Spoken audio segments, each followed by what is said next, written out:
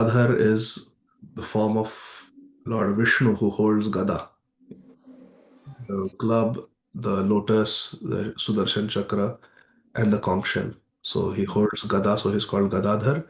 And the original Vishnu, according to Brahma Samhita, is Krishna.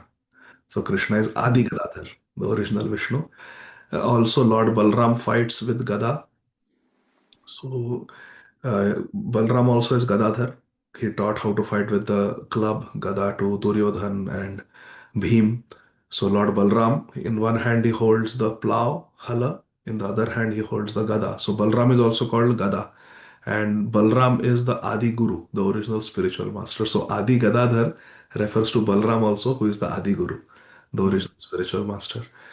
And Gadadhar is also Gadadhar Pandit in Gaur Leela. Mm. And Adi Gadadhar means Gadadhar Pandit, who originally is Srimati Radharani, because Gadadhar Pandit was an incarnation of Radharani. Mm. So Adi Gadadhar means Gadadhar Pandit, who originally is Srimati Radharani, or who in the previous yuga was Srimati Radharani, and the servant of Radharani. Adi. Sweet. And das, what does das mean? Das means servant. And, Great. and the fourth meaning Maharaj gave was that there are five rasas: Shantaras, Dasyaras, Akhyaras, Vatsalyaras, Madhuryaras, and Madhuryaras is called Adiras. And the servant of Adiras, the servant of the conjugal mood. That is also Mm. Adidas Das. But you're right, Das is the most important word. Servant. Hare Great. What a packaged name. Thank you so much for sharing, Adi Gadadhar Prabhu. The floor is yours. Let's not forget to sing in this class, Adi Gadadhar Prabhu, and stop at 10 before 8 for questions. Is that Okay. okay? Yeah. Yes, yes, yes. Thank you. Hare Krishna. Hare Krishna. Thank you, dear Anand Bihari Prabhu. जय राधा माधव कुंज बिहारी गोपीजन वल्लभ गिरिवरधारी जय राधा माधव कुंज बिहारी गोपीजन वल्लभ गिरिवरधारी यशोदानंदन ब्रज जन रंजन यशोदानंदन ब्रज जन Ranjan यामुनतिरवनचारी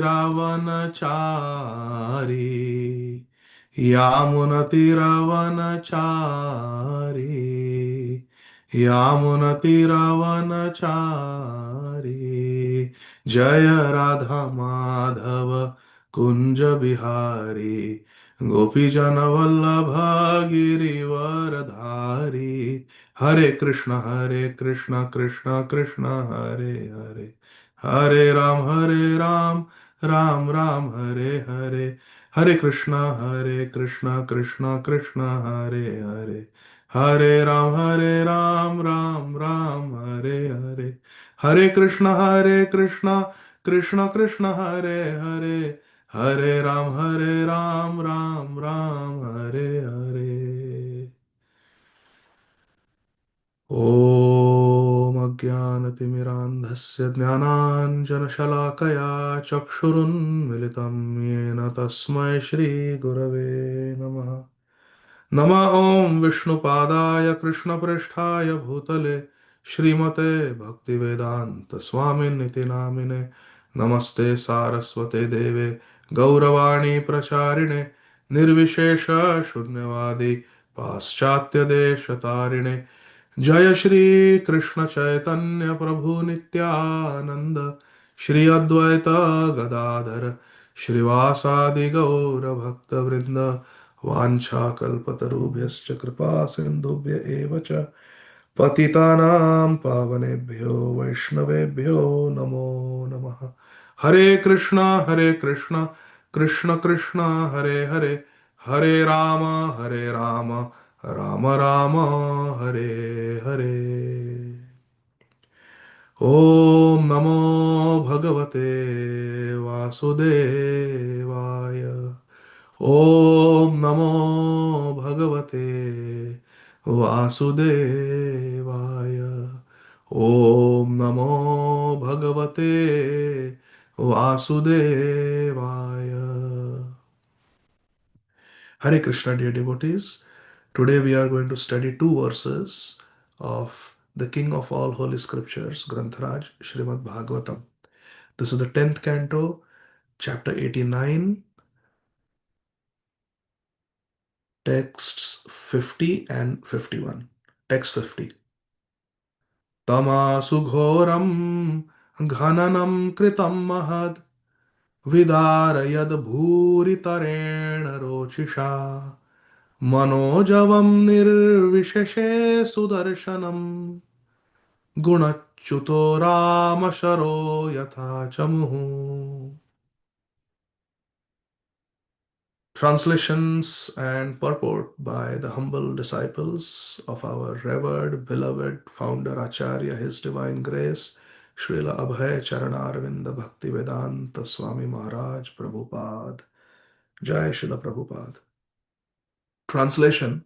Sri Shukdev Goswami is telling Maharaj Parikshit this amazing story where Lord Krishna and Lord Arjun are on their way to find the missing dead sons of the Brahman from Dwarka. As they are going, they come across dense darkness. The horses, the chariot, the horses, they go blind. They are not able to see anything in pitch darkness. Let's see what happens. Lord Krishna's Sudarshan Chakra, the Sudarshan disc of the Lord, penetrated the darkness with its blazing effulgence. The only way to get rid of darkness, my dear friends, is light. We cannot fight darkness with darkness. Darkness has to be dissipated with light. And Lord Krishna dissipated the darkness with the brilliant, effulgent light of his Sudarshan Chakra. Racing forward with the speed of the mind,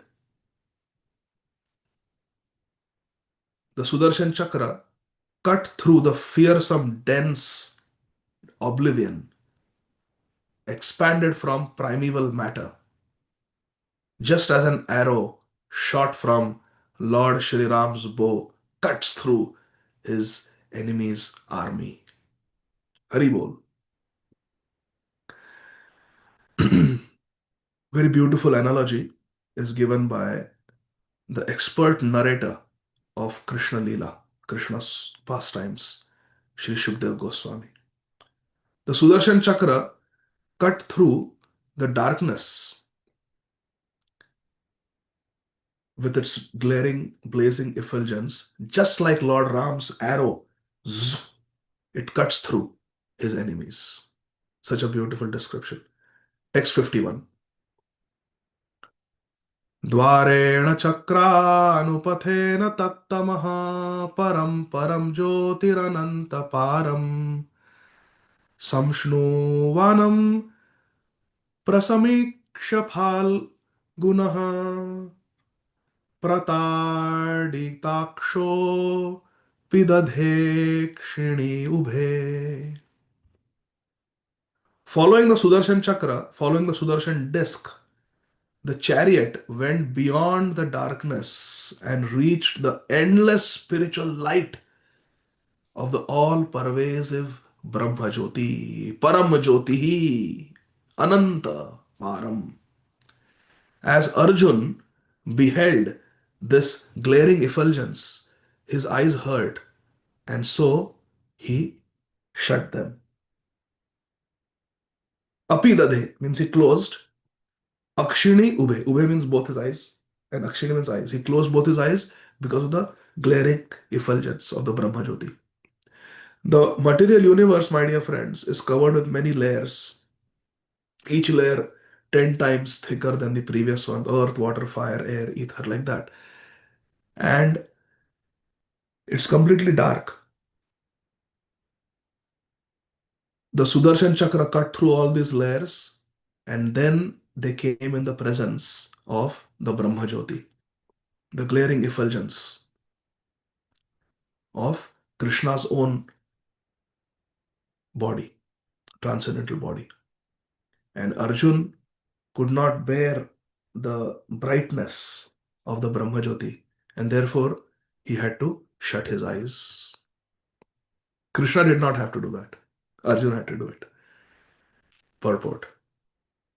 After breaking through each of the eight concentric shells of the universe, the Sudarshan disk led Lord Krishna's chariot into the limitless, self effulgent atmosphere of the spiritual sky. The spiritual world is self effulgent, it does not need any LED lights, electricity, even sun or moon. न तद् भासयते सूर्यो न शशांको न पावक यद गत्वा न निवर्तन्ते तद् धाम paramam mama. Lord Krishna says in Bhagavad Gita, in my spiritual world, there is no need for sun, there is no need for moon, there is no need for fire, and there is no need for electricity. It is self effulgent. And once you attain that supreme abode, you never have to come back to this mortal world. And this is spiritual sky, Brahma Jyoti. This journey by Lord Krishna and Arjun to Vaikuntha is also narrated in Sri Harivamsha. Sri Harivamsha is a Puranic literature, Vedic literature, where Lord Krishna is quoted as telling his companion Arjun. Lord Krishna is giving information to Arjun as they are traversing through the brilliant effulgence of Brahma Jyoti. Brahma Tejomayam Divyam Mahatyad Drishtavanasi Aham Sa Bharata Shrestha Matteja Tad Sanatanam. This divine expanse of Brahman effulgence you have seen is none other than myself, O best of the Bharatas, means Arjun. O Arjun, the best of the Bharatas, this Brahma Jyoti that you are seeing is me.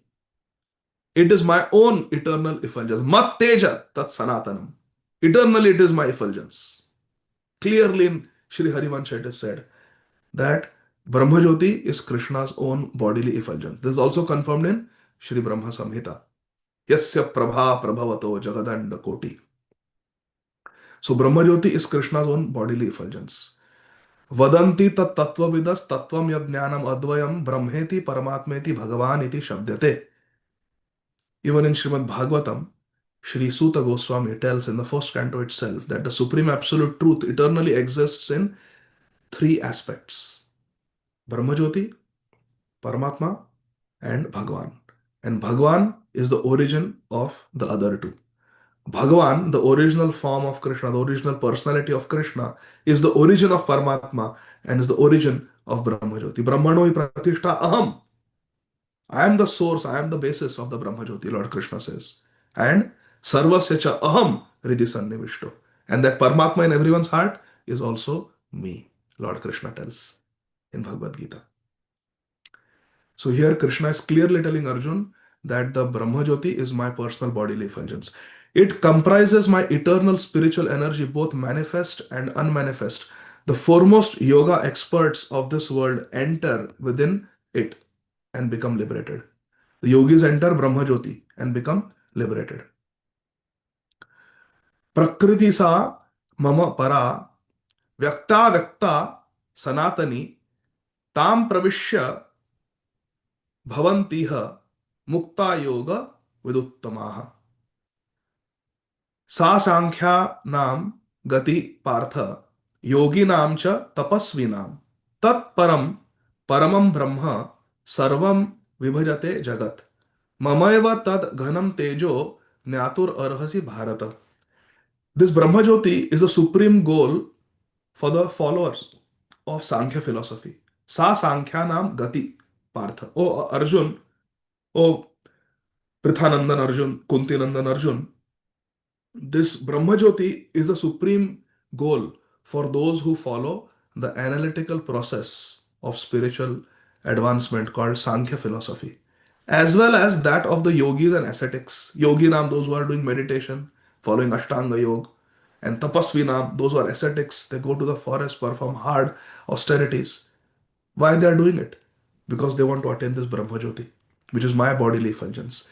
It is the supreme absolute truth, manifesting the varieties of the entire created cosmos. You should understand, Nyatum, you should understand this Brahma Jyoti, O Bharat, Nandan, O Bharat, O Arjun, to be my concentrated personal effulgence. Mamaiva tad ghanam tejo. Again, Krishna is saying, this is my concentrated effulgence coming from my transcendental body, this Brahma Jyoti. Hari bol. So, in this way, Lord Krishna is giving Arjun divine information about his eternal form as Krishna, who is the basis, who is the source of the blazing eternal effulgence called Brahma Jyoti. In this reading today, in the previous verse, verse number 50, we saw how when there was complete darkness, there was the Sudarshan Chakra invoked by Lord Krishna, which created brilliant effulgence and allowed Arjun to see in the pitch darkness of the coverings of the material universe. In this regard, my dear friends, I would like to share one verse from Srimad Bhagavatam which describes what the Sudarshan Chakra does.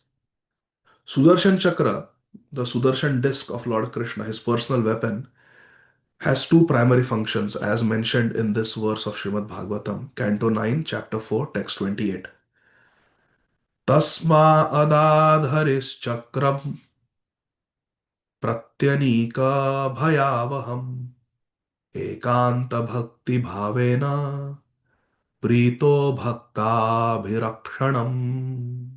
Very beautiful. Shri Shukdev Goswami is narrating this in the previous canto. We are in the 10th canto. This is from the 9th canto. Being very pleased by the unalloyed devotion of Shri Ambarish Maharaj,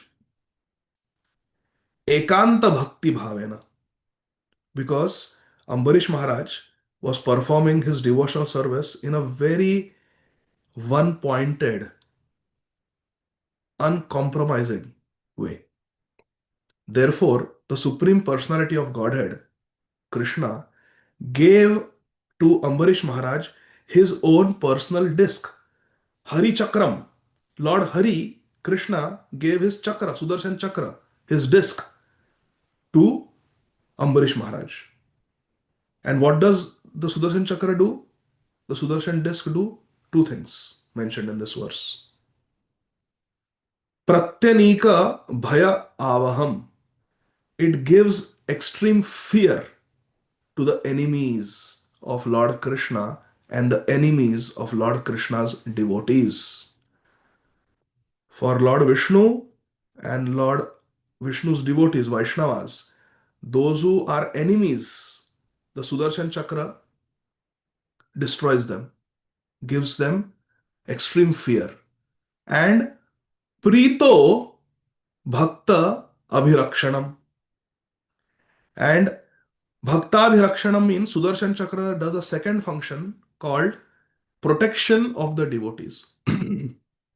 Sudarshan Chakra protects Krishna's devotees. Bhakta Abhirakshanam. Bhakta means devotee, Rakshanam means protection, and Abhi means complete protection. Bhakta Abhirakshanam. Sudarshan Chakra completely protects the devotees.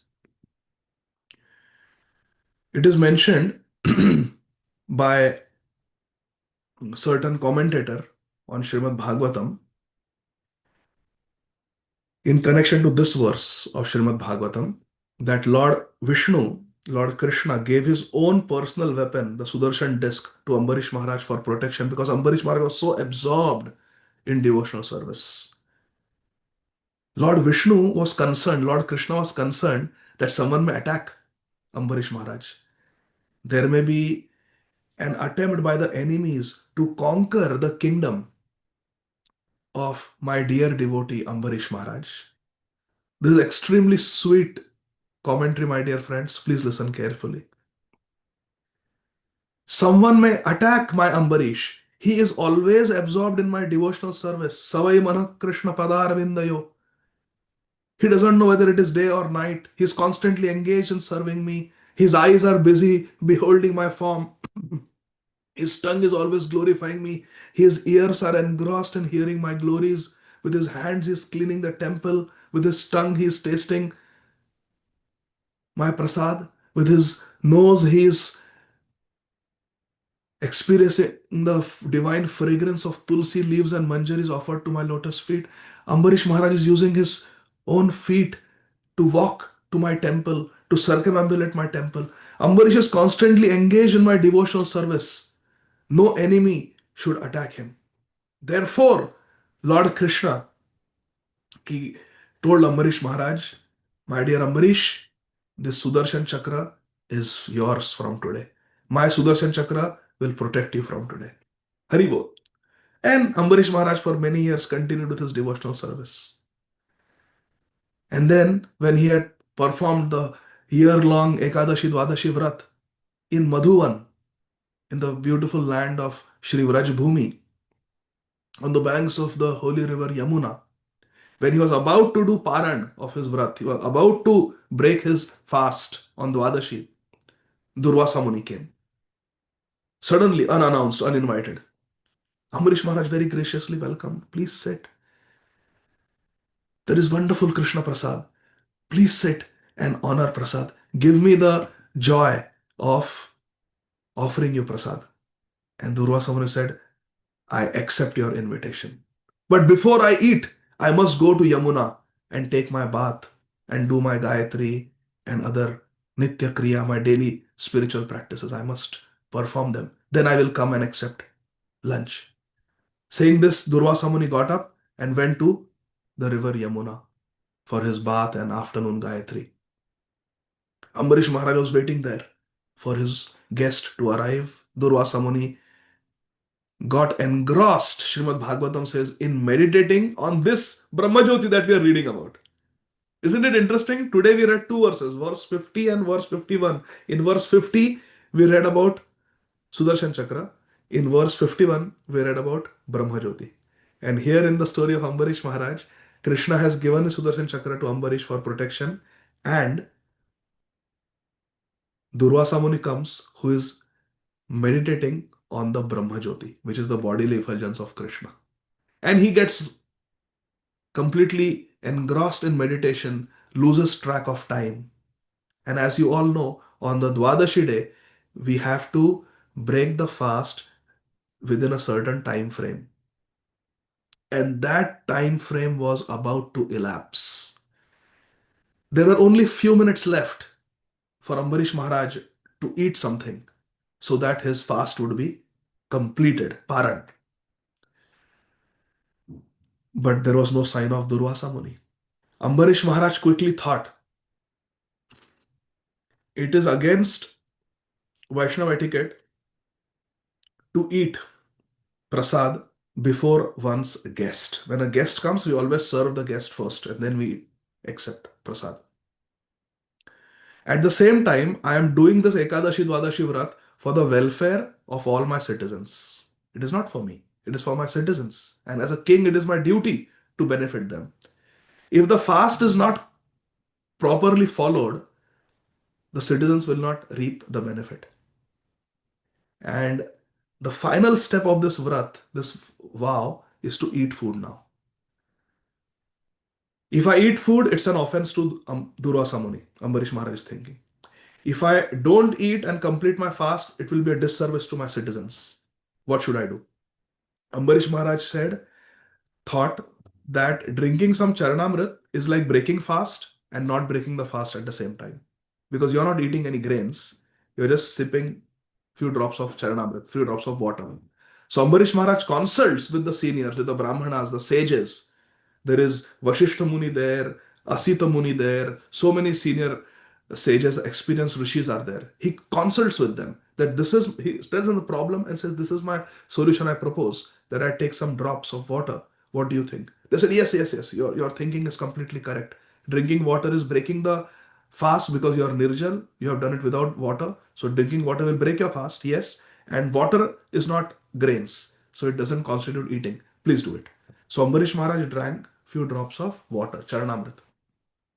Durvasa Muni came through his yogic powers. He immediately understood that Ambarish Maharaj has broken his fast before I had the opportunity to eat.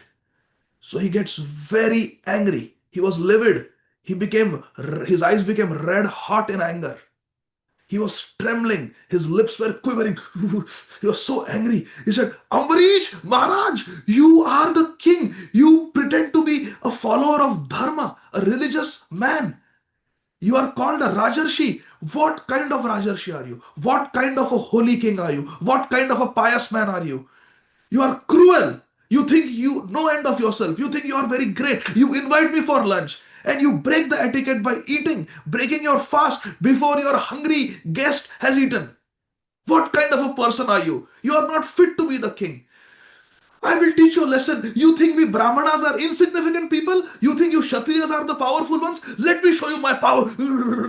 Trembling with anger, he pulled out a bunch of hair from his jata, his matted locks of hair. He pulled out a bunch of hair. He threw that clump of hair on the ground in great anger. And mind you, all this is happening in Shri Vrindavan Dham, in the forest called Madhuvan, on the holy serene banks of the river Yamuna. Durvasa Muni is getting so angry at Ambarish Maharaj. And as he throws that hair, chants a mantra, from that hair manifests a fiery demon, armed with a trident, Trishul, and goes straight to kill Ambarish Maharaj. Ambarish Maharaj is not afraid because a pure devotee is never afraid. Narayana parasarve na kutaschana bhibyati swarga apavarga narkeshu api tulyartha darshanam. A devotee can never be scared, Lord Shiva says in Srimad Bhagavatam in the Chitraketu Prasanga. Whether hell, heaven, whatever situation, a devotee is never afraid. Because a devotee has completely taken shelter of Lord Narayan. Narayana parasarve na kutasyana bhibyati. Bhibyati means to be afraid. Na kutasyana means in no circumstances, under no circumstances a devotee is afraid. Ambarish Maharaj was not shaken. He was not afraid. He just stood there, he did not move an inch, and he just took shelter of Lord Krishna. Just then the Sudarshan Chakra appeared out of nowhere and destroyed this fiery demon. In a moment, the fiery demon was destroyed. And then the Sudarshan Chakra started looking at Durvasa Muni as the next target. And whoop, attacked Durvasa Muni. Durvasa Muni got scared. Oh, what is this? This Chakra wants to kill me. This is Lord Sudarshan Chakra. So dangerous, so dangerous. Whoop. Durvasa Muni with his own yogic strength, he took off. He ran away. But the Sudarshan Chakra was chasing behind Durvasa Muni, very close to his back. His back was burning. Durvasa Muni's back was burning. And the Sudarshan Chakra just kept dangerously close to Durvasa Muni. Durvasa Muni went to the mountains. The Chakra kept following. Durvasa Muni went underwater, thinking that the Sudarshan Chakra will not be able to come under. He went to the bottom of the ocean. The Chakra kept following. Durvasa Muni came up. He went to Mount Sumeru and entered the deep caves of Mount Sumeru. The Chakra kept chasing. He went to the different planets in this universe. Sudarshan Chakra kept chasing. Finally, Ambarish Maharaj's enemy, Durvasa Muni, he went to the abode, the highest planet in the material universe, Satyalok, Brahmalok, the planet of Lord Brahma. There also, Brahmaji said, I cannot help you. Went to Kailash, pleaded, Lord Shiva, please help me, please protect me. I am your child. No. Shivji, myself, and so many other great people, we only think under illusion that we are controllers. Actually, it is only Lord Krishna who is the controller. I cannot help you. The only person who can show you some mercy and show you some solution is the owner of the Sudarshan Chakra, that is Lord Vishnu himself. Go to Lord Vishnu. It is his weapon. Why are you coming to me? Durvasa Muni was so powerful, he went to the Vaikuntha planet within this material universe. Each Brahmanda, each material universe also has a Vaikuntha planet called as Prapanchik Vaikuntha. And there are the Vaikuntha planets in the Paravyom, in the Brahma Jyoti, in the spiritual sky also. But within every Brahmanda, there is a small planet, Shvetadvip, which is the Prapanchik Vaikuntha. It's the Vaikuntha planet where Lord Kshirodakshay Vishnu resides. the ocean of milk. That's where Durvasa Muni went to Vaikuntha. And he fell at the lotus feet of Lord Vishnu, said, "You are the supreme independent Lord. Please protect me from your weapon." Lord begins by saying, "I am not independent. Aham bhakta paradhino, he aswatantra iva dvija, sadhubir grasta hridayo, bhaktair bhakta janapriya." Very beautiful. Durvasa Muni says, "I am a Brahman taking shelter at your lotus feet. Please protect me. O Lord, Supreme Lord, you are Namo Brahmanya Devaya. You are Go Brahmanya Hitaya Cha. You love the Brahmanas. You are the benefactor of the Brahmanas. Please protect me. In Vaikuntha, no one should cry. In Vaikuntha, no one should feel anxiety. But look at me, O Lord. In your Vaikuntha, I am experiencing extreme anxiety and I am suffering. Hari bol. Please protect me. You are the independent Lord. Abhidnya Swarat. Lord Krishna says, Aham Bhakta Paradhina. He Aswatantra Eva Dvija. Now look at the beauty of the words. Durvasa Muni is a Brahman. Ambarish Maharaj is a Vaishnav. Lord Vishnu is saying, "Oh, Durvasa, you said I am independent? Excuse me, I am not independent, just for the record. He aswatantra iva dvija. Oh, Dvija, oh, Brahman, I am aswatantra. I am not independent, I am dependent. And dependent on who? Aham bhakta paradhino. I am under the control of my devotees, oh, Dvija." Lord Vishnu is saying, "Oh, Brahman, please know that I am under the control of my devotees." Clearly saying that a Vaishnava is more dear to Krishna than any Brahman. Haribol. And then he says, "You go and beg forgiveness from my devotee. My devotees carry me in their heart, and therefore I carry my devotees in my heart. My devotees give up everything, their money, their wealth, their fame, their reputation, everything, their health for my sake, and therefore I give them everything I have. I don't find any pleasure in my Vaikuntha abode without my devotees. What good is this Vaikuntha without my devotees? This whole Vaikuntha is there for the satisfaction of my devotees. Go and take shelter of Ambarish Maharaj, who is a great pure devotee. You have offended him, you proud Brahman. Go." Immediately go without delay. Durvasaman immediately goes, falls at the feet of Ambarish Maharaj. Ambarish, it's been 1 year. Ambarish Maharaj is still standing the same place, waiting for his guest to come back. He comes, falls at his feet, begs forgiveness. Ambarish Maharaj is most embarrassed. He says, "Oh, you don't have to beg forgiveness from me, Durvasa Muni. Oh, Sudarshan Chakra, you are the eyes of the Supreme Lord. You have the power of the Supreme Lord. You are the source of this world. You maintain this world. You can destroy this world. Please have merciful. Please be merciful. Please show some mercy and compassion to this great Brahman, Durvasa Muni. If I have ever served the Supreme Lord sincerely, the only benediction I ask is let Durvasa Muni be forgiven. Please don't kill him. Please don't harm him. Forgive him." And the Sudarshan Chakra immediately forgives Durvasa Muni and goes away. And Durvasa Muni tells Ambarish Maharaj, "Now I have understood the power of bhakti." Ambarish Maharaj says, "Please sit down, my sir, dear sir. You have not eaten anything in a year." Even Ambarish Maharaj had not eaten anything, but he's concerned about Durvasa Muni. "Please sit." And he feeds Durvasa Muni first class prasad. And only after Durvasa Muni has eaten, our Ambarish Maharaj, great pure devotee, he also eats prasad. Such a wonderful story. But the commentator makes a very sweet, gives a very sweet angle of vision to this whole pastime. The commentator says that Lord Vishnu had given a Sudarshan Chakra to Ambarish Maharaj. But Lord Vishnu in Vaikuntha always, whenever Ambarish Maharaj would meditate on Lord Vishnu in Vaikuntha, he is always holding Shankha Chakra Gada Padma. So a slight doubt entered the heart of Ambarish Maharaj that once Lord Vishnu told me that he is kept his Sudarshan Chakra with me for my protection. I don't see it anywhere, but it is with Lord Vishnu always because he's Chakrapani. He's always holding the Sudarshan Chakra in his hand. So maybe he just said that to encourage me that, my chakra is always with you, but he didn't mean it literally. This doubt came in the heart of Ambarish Maharaj that maybe Lord Vishnu did not mean it literally, that his chakra is with me because his chakra is with him. I always see him with the chakra. That is when Lord Vishnu called Durvasa Muni and said, "Durvasa Muni, you are my very confidential servant.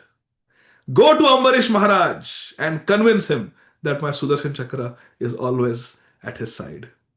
Haribol.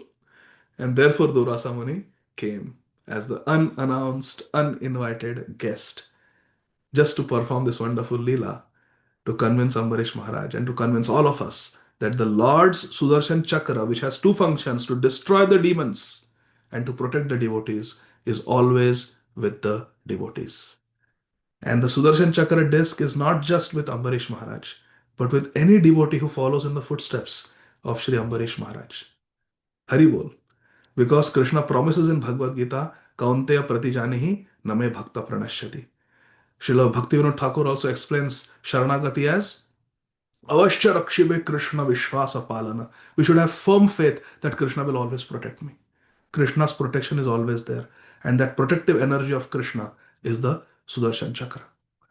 So these were some thoughts I wanted to share about Sudarshan Chakra and how Krishna realized so deep. Who would think that Durvasa Muni was sent by Lord Vishnu to convince Ambarish Maharaj that the Sudarshan Chakra is indeed always at his side? Hare Krishna. So I will stop here and we have 6-7 minutes for comments, reflections, and questions, answers. Hare.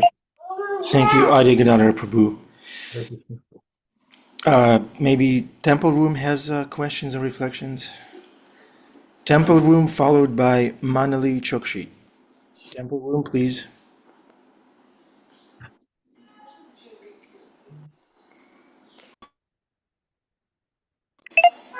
Hare Krishna. Hare Krishna. Prabhu. Hare Krishna. Jai Nitai Prabhu. Wonderful, wonderful class. And your enthusiasm is boundless. It's really refreshing to see how much you relish talking about Krishna, glorifying him. The only thing we can do is reflect 2 points. The point that Arjuna set out on this mission in his service, and Krishna went with him. And it says that by the instruction of the spiritual master, the empowerment is also be there. The Guru and Krishna will be there when we go into uncharted waters and push ourselves into a situation that's beyond our control and beyond our complete understanding, the devotional service. And the other thing is, at the end there, I wasn't sure, maybe Adi Gadhahar can explain, it says that Krishna forgave him. I was thinking that he didn't even accept it as an offense, but did he forgive him or did he not even see it as offensive? Ambarish Maharaj, Durvasa Muni. Yeah. Krishna forgave who? Yes. Krishna forgave who? Durvasa Muni? Yeah. Well, there's 2 stories where Yeah, which one? we just went through the one where he kicked Krishna on the chest. Bhrigu Muni. So Durvasa Muni, was he forgiven or did Ambarish not even take it as an offense? Ambarish Maharaj never took it as an offense because he's a pure devotee. Right. But Krishna took it as an offense. I see. And Durvasa Muni was forgiven. He was forgiven Yes. after Ambarish. After Ambarish Maharaj prayed that let Durvasa Muni be forgiven. Yeah. Forgiveness is really a thing because we're in a situation where we're surrounded and interacting with people who are less than your devotees. And so Prabhupada said, we're, even among the devotees, he said we're like puppies who have just been born and they step on each other's face when they're crawling around in a litter just after being born. And so we inadvertently offend each other. And if somebody offends us, Prabhupada said, that's their ignorance. But if we accept it as an offense, that's our ignorance. So we want to pray and request Krishna to help us to actually forgive people that may inadvertently neglect us or somehow offend us. What does that say? Forgive us our trespasses as we forgive those who trespass against us. If we don't, if Krishna has forgiven us all of our offenses. When we take initiation, the Guru takes it. And if someone has offended us and we don't say, Lord, please forgive them, like Jesus said, forgive them. They don't know what they're doing. Please forgive them. Very important. Anyway, I'm talking too much. Oh, glory to Srila Prabhupada. Hare Krishna. Thank you very much for a wonderful class. Hare Krishna. Hare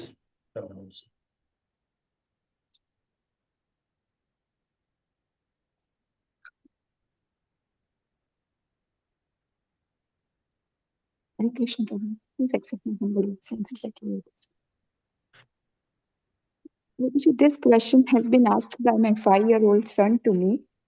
I have 5 years is a very auspicious age. Prahlad Maharaj was 5 years old. Dhruv Maharaj was 5 years old. So 5-year-old kids we should take very seriously. Yes. And I have a 2-year-old daughter. They fight a lot. So I teach them just forgive each other and play together. So one day in the class, he heard that if we forgive, Radharani even sees that and give that person even stricter punishment.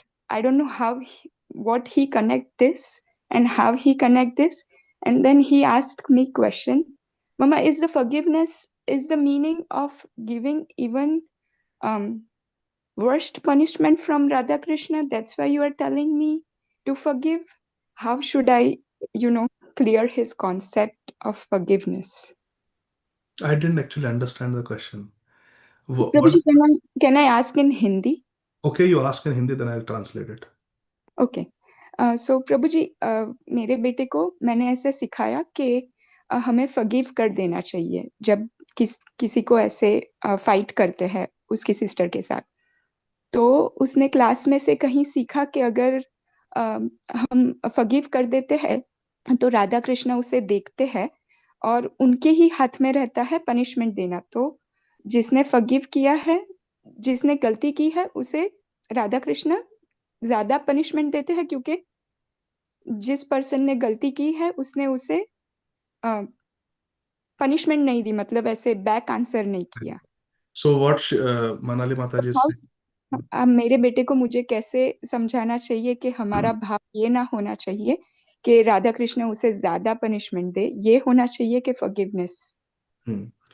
So what Manali Mataji is saying is that her 5-year-old son somehow got this concept by hearing somewhere that when, let's say, person A is the aggressor, is the offender, he offends person B, and person B forgives person A, then Krishna will punish person B because he forgave person A instead of punishing person A for the mistake. So, Mataji, you can tell your son that his understanding, just clarify his understanding, his concept is wrong.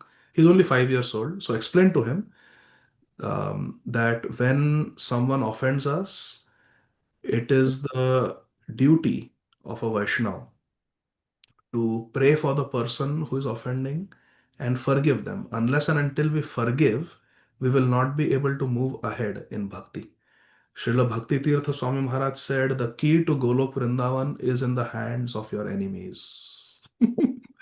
Or it's in the hands of those you don't like. I think it's 8 o'clock. We have to have darshan now. Yes, yes. Yeah, we can have darshan now of Shri Shri Radha Murlidhar. Hare Krishna.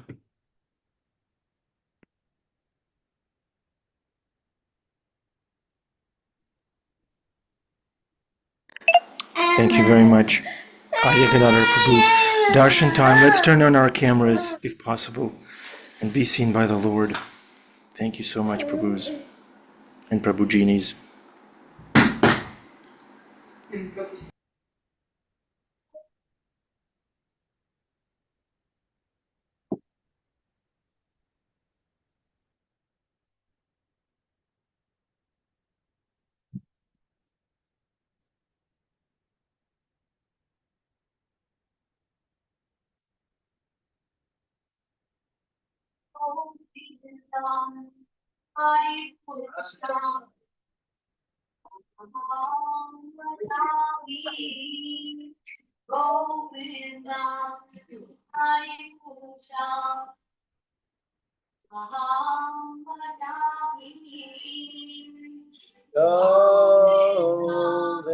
Govinda.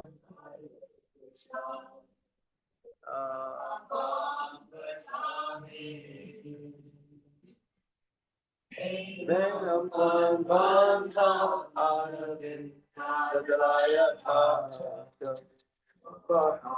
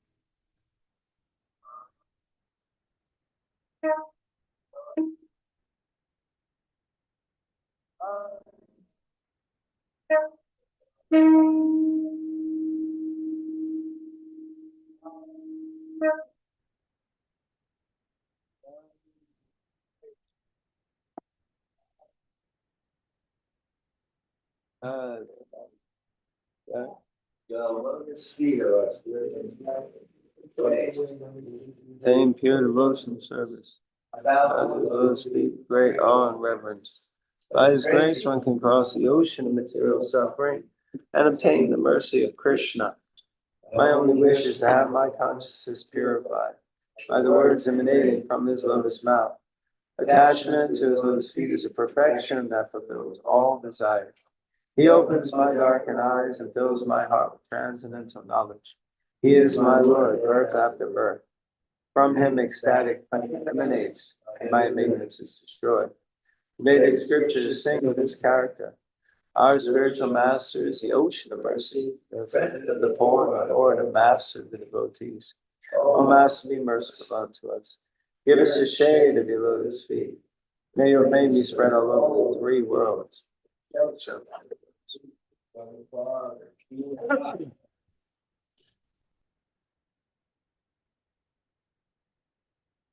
Jaya Prabhupada, Jaya Prabhupada, Prabhupada, Srila Prabhupada.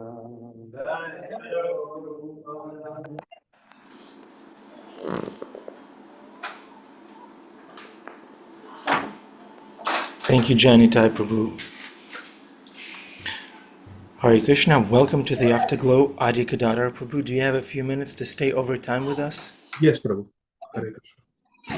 Okay, dear devotees, it's your turn to shine. Please ask burning questions or make a comment, but be brief. This is overtime. Please go ahead. Pradyumna Prabhu, how did you like the class? What are your takeaways? Pradyumna Prabhu followed by Jamuna Jai. Go ahead, Pradyumna Prabhu. Hare Krishna Prabhu, Dandavat Pranam. All glories to Prabhupada. I have no question, Prabhu, but yes, Adi Gadadhar Prabhu give every time very nice, excellent class, Prabhu, and keeping everybody Krishna conscious. So very nice, Prabhu. Hare Krishna, Jai Radhe. Pradyumna Prabhu speaks very sweetly always. He always encourages devotees on their path to prema. Thank you, Pradyumna Prabhu. All glory to the devotees, Prabhu. All glory to you and Adi Gadadhar Prabhu. Jai Sri Radha. Jai. Jamuna Jaya. Hare Krishna. Thank you so much for class. It is, I think Adi said it's always such a joyful experience. And your narration of the Amarish, I've heard it, we've all heard it so many times, but your narration of Durvasa Muni literally losing his mind is it's just really wonderful. And thank you so much because I've always wondered about Durvasa Muni, but hearing this part that this was actually all part of the plan that he would arrive. That was new for me, and because I've always wondered what the heck, dude, simmer down. Yeah. But this is all part of the plan. So I love that. But the thing about the original verse, I was really thinking when you said, what two things does the chakra do, and then it reminds me exactly what Krishna tells us that he comes to do in the Bhagavad Gita you know, to protect and annihilate. And here he shows it, and here he shows it again. And we always say that nobody can multitask except for Krishna. He's the only person that actually can do it. And here he does it again to put the fear and to protect and annihilate. So thank you for yet another beautiful class. Hare Krishna. Hare Krishna. Thank you, Jamuna Jayamata. Krishna. Bhima Kaviraj. Hold it, Anupam Prabhu. Anupam Prabhu will speak. Anupam Prabhu, thank you. Hare Krishna. Please accept my obeisances. Thank you for such a nice class. Prabhu was really nice. I just had a question. So it seems like, we hear this all the time, that Krishna protects his devotees and, the chakra is there. But practically, in terms of what we see in our day-to-day, modern experience, we see a lot of times where devotees get hurt or killed or injured. Maybe one of the most infamous being the Vadini, who was in Africa and was held at gunpoint, and then she was praying to Krishna, and then she got shot and killed. So how do we understand this? Is it just a sentimental feeling that we're supposed to have that Krishna protects us? Or is it not referring to any kind of physical protection at all? And is it actually referring to some kind of spiritual protection that he makes sure we don't go too deep into Maya ever? Hare Krishna.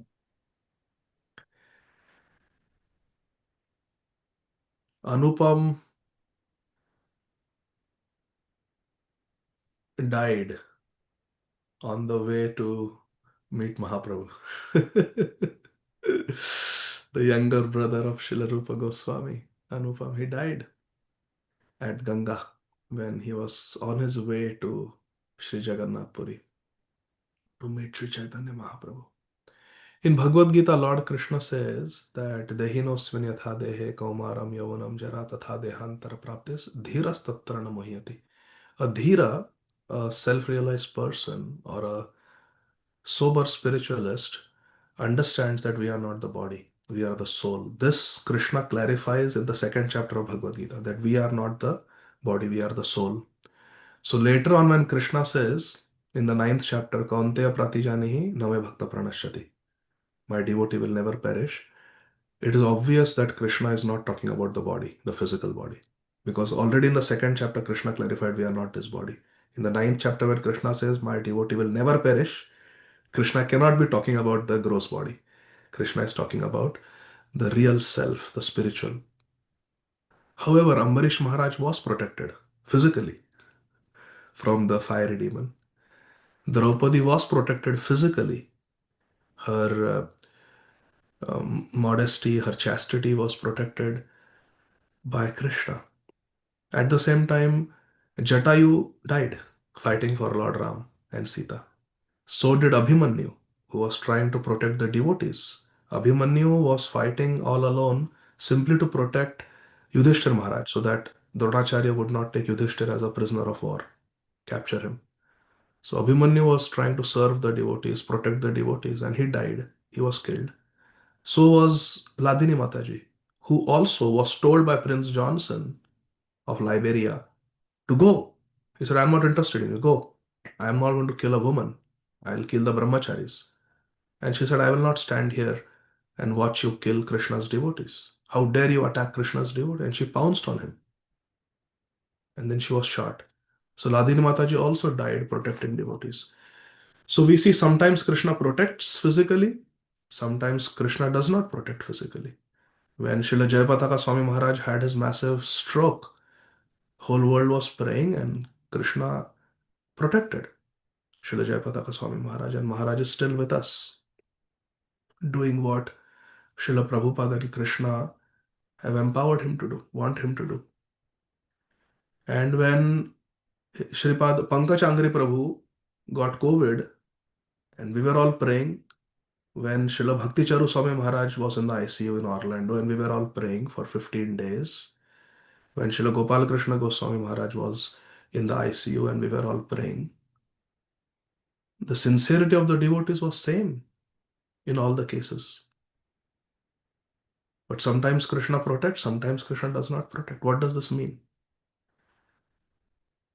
Krishna may protect physically, or Krishna may allow the devotee come to him by letting the devotee give up the material body. So many times Srila Prabhupada's health deteriorated. Devotees prayed hard, and sometimes Prabhupada improved in health. And then in 1977 November, it didn't happen. Devotees were praying that Srila Prabhupada should recover and finish the translation of the 10th canto and 11th and 12th canto. But Prabhupada did not. So does it mean that Krishna could not save? Does it mean that the devotees' prayers were not full of sincerity? Does it mean that the statement Kaunteya Pratijani Name Bhakta Pranashyati or Paritranaya Sadhunam, these statements of Krishna that I always protect my devotees are false, or they are just symbolic, sentimental statements? No. The protection of Krishna for his devotees is on the spiritual level, always. And protection of the devotee on the physical level may be there, may not be there, depending on Krishna's sweet will. We want to keep a devotee with us. We want to keep a devotee with us. But Krishna wants to bring the devotee to him. Who are we to interfere with Krishna's plan? There was one very great devotee called Prayag Das Ji, and he was a very, very great devotee from his birth. And his sister's husband was very sick and dying. So the sister requested him that, my dear brother, I know you are a very, very advanced Vaishnava. You are a pure Vaishnava. I'm convinced about it. Please pray to your Krishna to protect my husband. I don't want my husband to die. I don't want to become a widow. Please pray. Now, this devotee had never, sorry, name was not Prayag, his name was Pratap Rai. Pratap Rai. Pratap Rai had never in his life prayed for anything material. But with his sister's husband's head on his lap, who was dying, the wife was fanning, his sister was fanning her husband.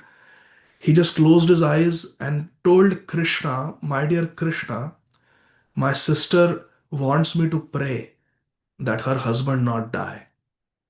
He just prayed. He didn't say that save him. He said, my sister wants me to pray like this. And immediately the brother-in-law woke up from his coma. He looked at Pratap Rai and said, Pratap Rai, you cruel fellow, how could you do this to me? You of all the people? Pratap Rai said, what happened? He said, the Vishnudutas had come to take me. I was on your lap because of your devotion. Krishna had sent his Vishnudutas. They had come and they were taking me to beautiful Vaikuntha. I suddenly developed love for Lord Vishnu. I wanted to be with my sweet Lord. After so many millions and millions of lifetimes in this material world, I got the opportunity to finally be with my sweet Lord. And as soon as you said that my sister wants that I should not die, the Vishnudeva said, if Pratap Rai doesn't give permission, we cannot take you. because we came here to take you because of his devotion. And they have stopped. Now, please, my dear brother-in-law, allow me to go, allow me to go, allow me to go. And then Pratap Rai's sister said, please let my husband go to Vaikuntha. Don't stop anymore. And Pratap Rai closed his eyes, prayed to Krishna, and the brother was gone. This teaches us that in our eyes, someone is dying. It may look like a tragedy, but for that soul, it may be the greatest fulfillment of all their prayers and lifetimes of devotion. In Sri Chaitanya Charitamrit, that famous story is there that in South India, there was that Brahman who used to do Manasi Seva. You remember that? He had no possessions, he was very poor, so he would just close his eyes and in his mind he would cook paneer sabji, puri, and offer to Krishna. And one day he thought, I'll offer sweet rice. So in his mind, he's sitting and making sweet rice. He gets first class milk, he gets first class basmati rice, puts sugar in it, kesar, dry fruits, everything. He's boiling it, makes nice sweet rice, and he wants to offer it to Lord Vishnu. But before offering, he remembers that, oh, sweet rice has to be served cold, chilled. Let me touch it whether it is cooled or not, it is still hot. He puts his finger and it's still hot, so his finger gets burnt. And Lord Vishnu is watching this from Vaikuntha, sitting with Lakshmi. Lord Vishnu starts laughing when the Brahman goes, ouch, ouch, ouch, oh, finger got burnt. Lord Vishnu is laughing. And Lakshmi says, my dear Prabhu, why are you laughing? And he says, look at that devotee. He is doing such nice Mansi Seva. He wanted to test the temperature of sweet rice. And look, he put his finger in the sweet rice. It was still hot and his finger got burnt. All in the mind. But the finger actually got burnt physically. So wonderful, so wonderful. You know, Lakshmi ji, I cannot resist being away from this devotee. Let's bring him to Vaikuntha right now. And immediately Lord Vishnu sends his Vishnu Dutas and that devotee is brought to Vaikuntha. Which means sitting under that tree, meditating with so many other sadhus in South India, think from the perspective of the sadhus. This sadhu is sitting, devotee is sitting and meditating and suddenly he drops dead. From the worldly point of view, poor devotee died, bichara. I wish he had had an annual checkup. I wish he had had a stress test. Maybe he got a heart attack and died. He just died. Everybody's saying he died, he died, he died. But what actually happened? Krishna called him. You see? So we should not judge Krishna's protection by the death of the gross body. The gross body is going to die. Even if Krishna protects, ultimately the devotee is going to die. Arjun died ultimately. Draupadi died ultimately. So many times Krishna protected them. So death is inevitable. But what is important is spiritual protection. And that spiritual protection is guaranteed by Krishna. Whether you die in Uttarayan, whether you die in Dakshinayan, whether you die in the daytime, whether you die at night, you die at auspicious time, you die at inauspicious time, you die anywhere. It doesn't matter for a devotee. You die in the ICU bed, you die on the road accident, you die in a war, you die in the temple. For a devotee, the Siddhanta is very clear. Manmana bhavamad bhakto madyaji mam namaskaru mam eva shasi. Mam eva shasi means you will come to me. Do these four things, then no matter what the mode of death is, you will come to me. Four things we have to do. Think of Krishna, become Krishna's devotee, offer our respects to him, bow down to him, and worship him. That's it. So, spiritual protection. I hope that is okay. Anupam Prabhu. Hari Bol. Yes, it makes a lot of sense. And it's a much more fulfilling idea than just like our bodies will be protected. Because, yeah, when you think about it, one tiny lifetime, millions and millions of lifetimes, what ultimately happens to us in this one is pretty non-conclusive. But to know that our soul is protected by Krishna, and that as we traverse so many other bodies, that he won't forget about us and he'll keep us in mind and keep us close. That's very satisfying to hear. Thank you. Thank you, Anupam Prabhu, for your wonderful question. Hare Krishna. Thank you. Would anyone else like to speak? We can take one more contributor.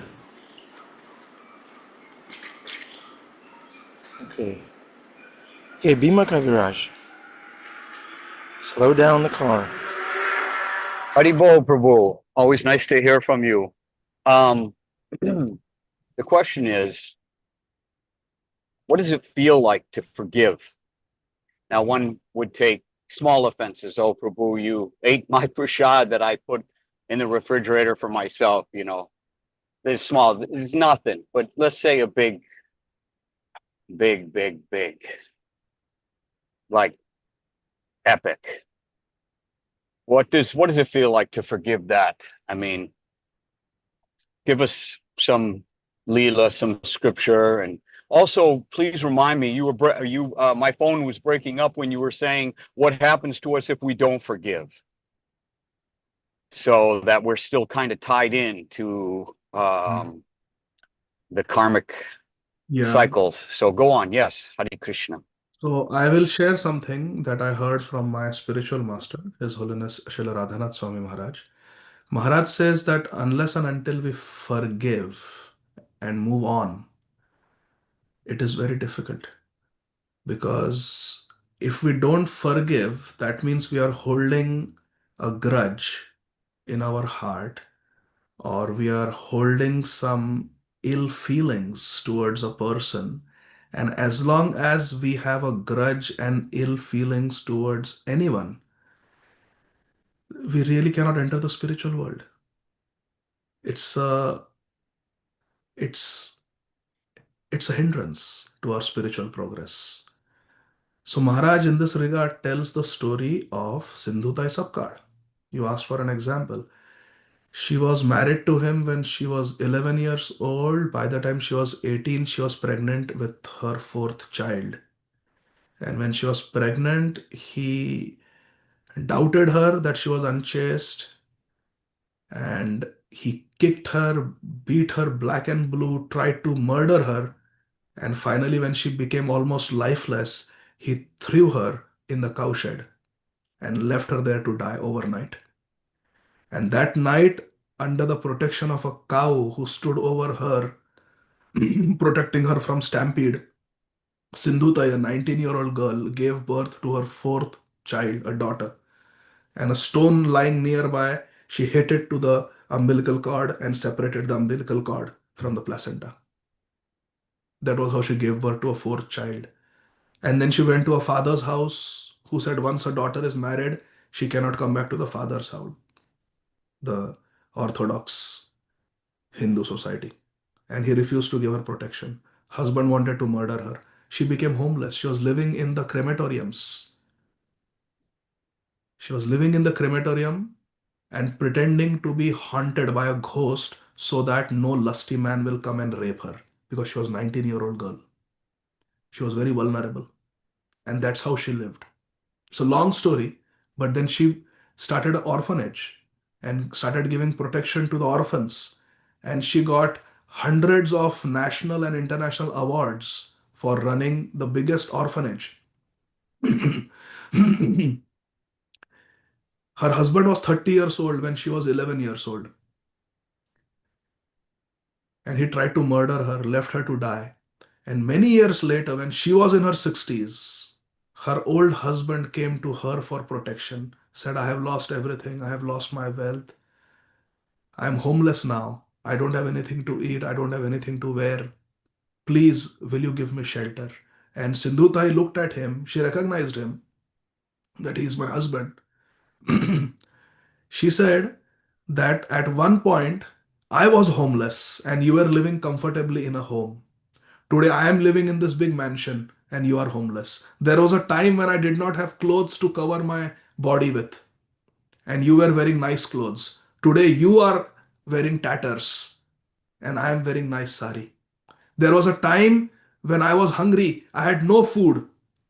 People throw some grains of rice on a dead body. I would collect those grains of rice. I had a metal pot, and on the burning dead body, on the burning corpse, the fire of the corpse, I would cook that rice and eat it and feed it to my newborn child. That's how I lived for many, many months, years in the crematorium. And you were eating comfortable food, tasty food. I was hungry and you were eating nice food. And today you are hungry. Today you don't have food. And I'm eating 3 meals a day. And this makes me happy. But I forgive you. And I will take you in my orphanage. not as my husband, but as my child. I forgive you, and I promise you I will take care of you till your last day in this world. And Sindhutai took care of her husband till the end. And she told the other kids, this is also my child, but he's a very naughty child. She completely forgave him. And then Sindhutai Sapkar told my Guru Maharaj, Srila Radhanath Swami Maharaj, that Maharaj, the biggest thing, the greatest thing, the most profound thing I have ever done in my life is not something for which I got so many awards. But the greatest thing I have done in my life is to forgive my husband. Because after forgiving him, I was truly at peace and I was able to make spiritual progress. So, forgiveness is essential for a devotee because whether we like to hear it or not, the fact is generally we experience good and bad things based on our karma. And karma is not just of this lifetime, but hundreds and thousands of lifetimes. We don't know what we have done. We don't know in the previous life, have we murdered somebody? Have we eaten meat? Have we molested somebody? Have we raped somebody? Have we robbed somebody? Have we burned somebody's house? We don't know what we have done. And therefore, a devotee in Srimad Bhagavatam it is said, Tiraskrita vipralabdha kshapta kshipta hata api nasya tat pratikurvanti tad bhakta prabhavopi. Shri Shamik Rishi speaks about Maharaj Parikshit that he is such a great devotee. He has been cursed, he has been insulted, his life has been cut short when he was at the peak of his career, but still he is not retaliating. Nasidat pratikurvanti means he is not retaliating. Tad bhakta prabhu. This is the power of a devotee who carries the power of forgiveness. Who carries the power of forgiveness. Haridas Thakur forgave. Draupadi forgave Ashwathama who had killed her 5 sons. Haridas Thakur not only forgave but was praying for the executioners that may they get Krishna Bhakti. So this is the standard. We may like it or we may not like it, but this is the standard. And this is the standard that we aspire for, that we pray for. That like Srila Haridas Thakur, like Draupadi, like Sindhudai Sapkar, we are able to forgive and move ahead in our Krishna consciousness and not hold a grudge, knowing that ultimately nothing happens without Krishna's sanction. And this must be my karma that has come to me. And this person, by offending me, has relieved me of my bad karma by making me suffer.